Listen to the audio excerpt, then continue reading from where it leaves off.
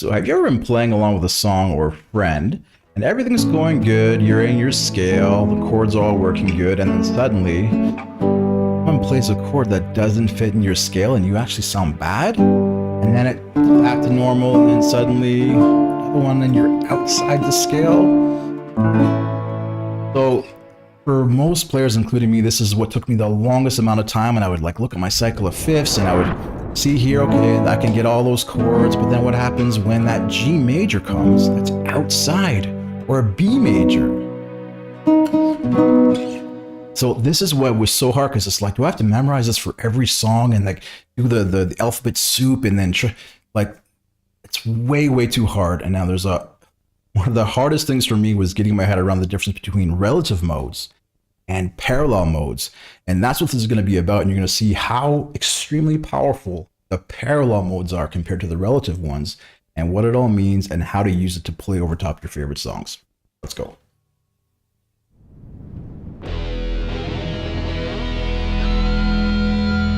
All right, so I think most of us have seen a cycle of fifths before. Let's say if I'm in the key of C, I get a little pie slice of what they are and what's in the key and what's going to... Let's say I have, I'm in a major key. This is what's going to happen. I'm going to have C major, D minor, right, the E minor, 4 major, 5 major, 6 minor, 7 diminished, and back to 1. And that's going to look like this. This is the most important thing to know in all of music. Now, what I got confused about was the relative keys, the relative modes. Because what happens with relative modes is that the pie slice that we're in never changes. So it's actually kind of relatively useless because I never get any new chords. All that's happening, and we're going to show it here with a little vortex, is that the center of gravity changes. So if I want to go to a minor key, for example, the minor becomes 1, and the center of gravity is there. Okay, let's say if I want to go to a Lydian key, well, now I would go to F Lydian. So the letters are always changing. The 1 is always changing. So I'm constantly switching from one center of gravity to the other, but I'm not getting anything really for it. Let's say I want to go to Mixolydian. So now I'm in G Mixolydian. Okay, and let's go back to major. So if I'm in here, let's say I'm going to do this. Give me a sec. When I'm in the key of C, there's a definite pull back to the center for C. A minor also has a really kind of natural sense of center that is really quite strong. Everything else is not quite as strong, but essentially that's how your keys are working. That's how the relative modes are working. And to summarize, what's happening is that the pie slice stays the same. It's just that the center of gravity is changing. So you really don't get anything out of it that's new and fresh for the ear. Anyone listening will actually have a hard time telling that you're in a different key because you have the same exact notes and the same exact scale. So nothing will change from C major. Okay. And watch, here is Lydian. What's changed? I still have C, D, E, F, G, A, B, C. I still have the same exact chords. It looks like I'm in C because C is the center, but if I put the numbers on, oh, F is now 1. Okay, so now my center of gravity is on F. That's a little unnatural because it's not the natural center of a key. Right? So now, whoops. Now F is the key center, and you'll see it on the scale here.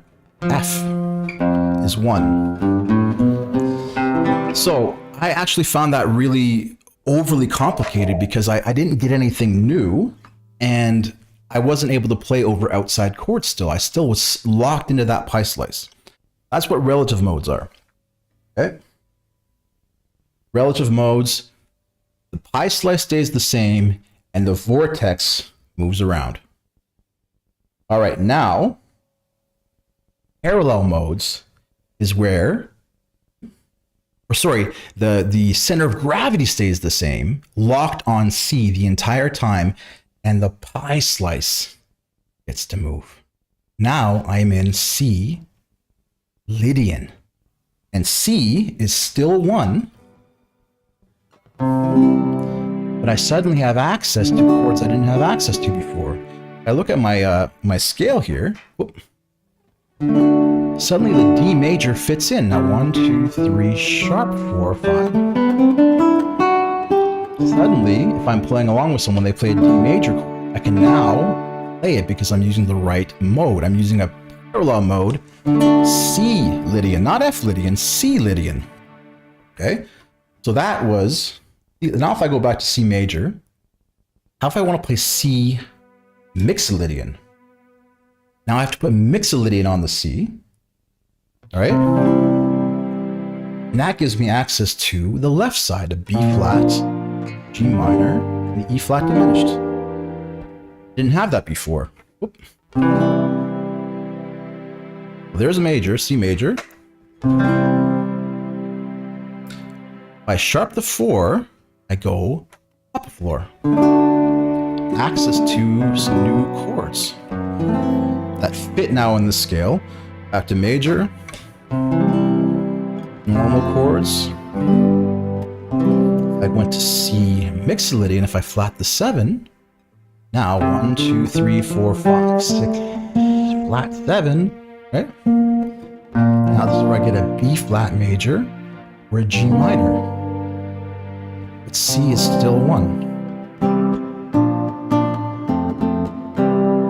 That's where you get that sound from. So now, knowing that, think of it like this. If I'm in a key, I want to go up a floor, it's sharp 4.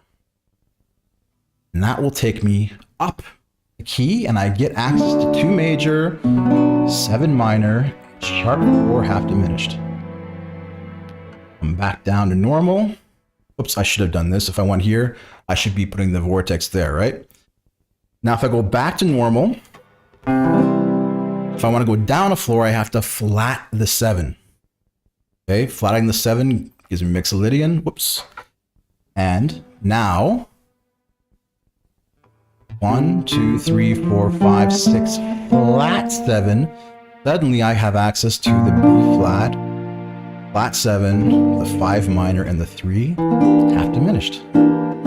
It's always the leading edge of your cycle of fifths, little pi slice here, right? So if I was here, the leading part is the D, the B minor, and the F sharp minor.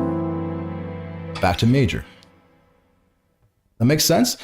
So the big difference is when you're in relative modes, it's relatively useless because you're on the same exact slice with the same exact ingredients, same stuff. But your center of gravity moves around. That's not really that useful because no one actually can really tell the difference sometimes. But the parallel modes is C is the center of everything, and then the pi slice moves around where the vortex stays the same. That's where it gets really powerful. Now, just a few more. So we had Lydian, a sharp 4. Major is nothing. Flat 7 takes me Mixolydian down 1 floor. What if I want to keep going? Let's go to C Dorian now, 1 step lower. And now you see I lose my C major. And what's happening is this is our first minor mode because now it's a minor chord. And you'll see here, the first time, still C is the center. C is still 1, but now I don't have that natural 3 anymore. I lost it because I went down to Dorian. First arrival of the minor chord. So here's a major. Lydian is up. There's major. Mixolydian is 1 lower. Dorian is 1 lower. I can say goodbye to my 1 major. Now it's my 1 minor. Okay.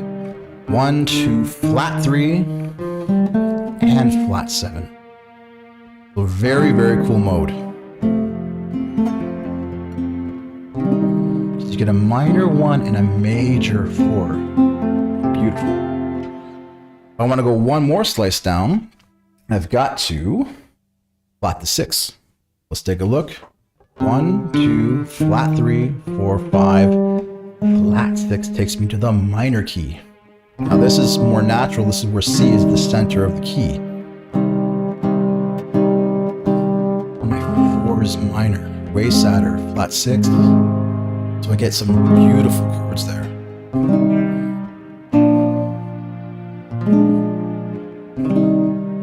Okay, 1, 2, flat 3, 4, 5, flat 6, flat 7. One more, my next one, what do I gotta do? I gotta flat the 2, so I go to Phrygian. Still have C minor. And now, you'll see, you get these crazy chords like a flat 2 and a flat 7 minor. Very strange mode. That's Phrygian. And then finally, the Locrian is even crazier because now I lose C major and I lose C minor.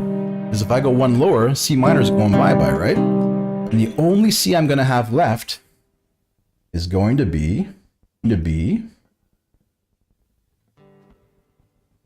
now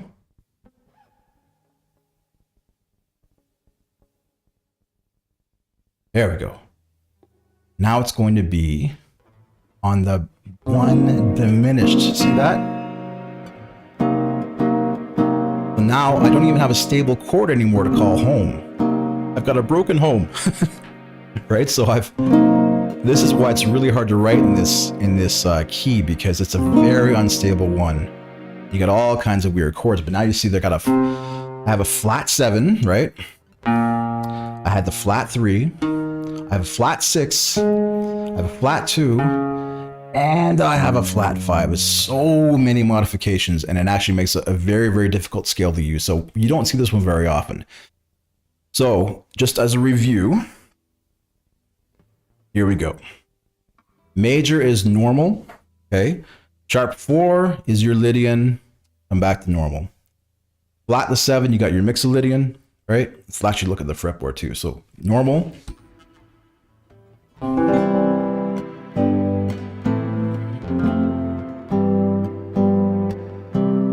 Okay, flat the 7, see that? Flat the 7, goes down, I got a flat 7 and a 5 minor.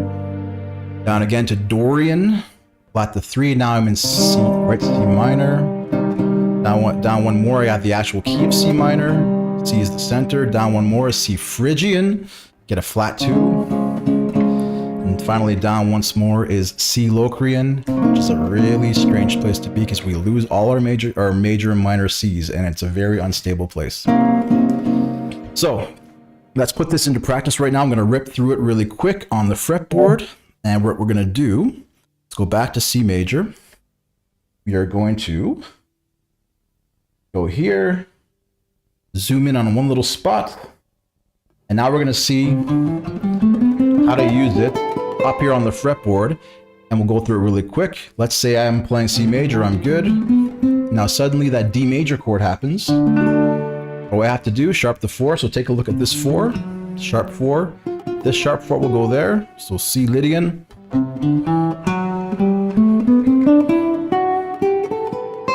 Make sure you hang on 1 for a little bit. You really give your ear that sense. Now, take that 4 back down, back to major. Now see that 7? Flat the 7 to get Mixolydian. And what we got to do is, rather than flatting the 7 there, we're going to be doing is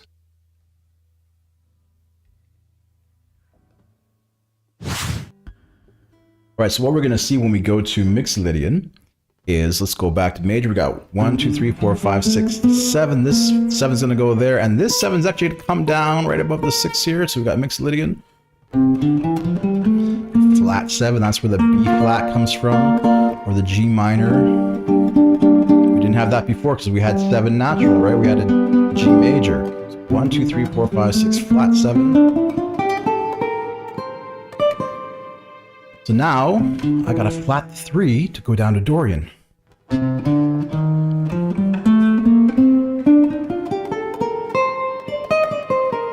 I saw that natural 6.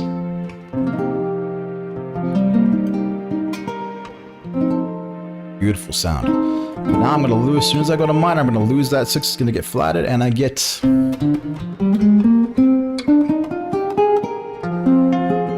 or minor.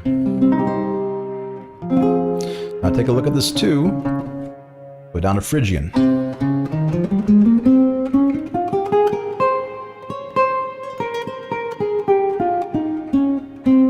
And finally, take this 5 flat to 5, I get my Locrian. Makes sense. So that's how you can go from normal major, flat to 7, then the 3, then the 6, then the 2, then the 5, and you'll be able to go all the way down your modes, and then remember to sharp the 4 to go 1 floor to the right. So I hope that helps, and let me know if you have any questions. I'm probably going to do this a few times because it's pretty tricky one, but that will give you that power to actually now start stepping outside your key in really predictable ways, and not as hard as you think. All right, good luck, and we'll see you next time.